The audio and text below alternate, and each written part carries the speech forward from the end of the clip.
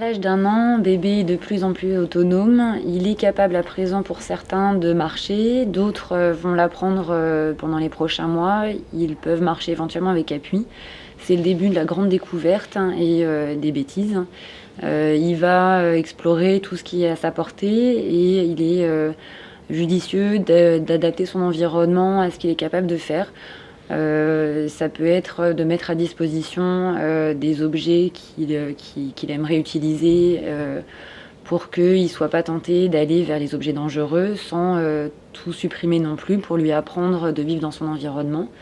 Il est sur le plan moteur capable maintenant de passer dans différentes positions. Il doit pouvoir s'asseoir seul, il doit pouvoir passer à 4 pattes et se déplacer.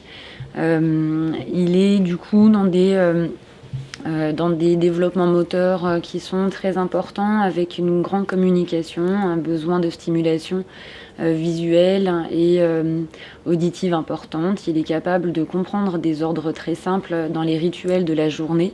Il doit pouvoir taper des mains quand on dit bravo et dire bonjour et au revoir de façon bien adaptée. Il est capable également d'empiler les objets, de transvaser et d'explorer tout ce qui passe entre les mains, qui porte encore beaucoup à la bouche.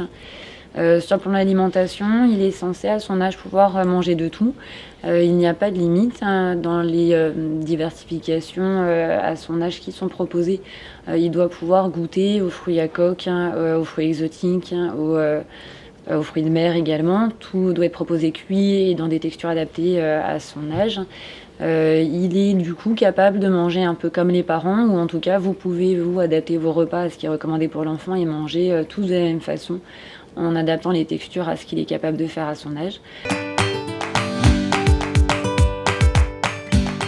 Sur le plan du sommeil, il va être peut-être déjà passé à une seule grosse sieste d'après-midi. Il peut encore fractionner les siestes et dormir plus ou moins dans la journée. Il doit pouvoir avoir organisé des nuits à peu près paisibles.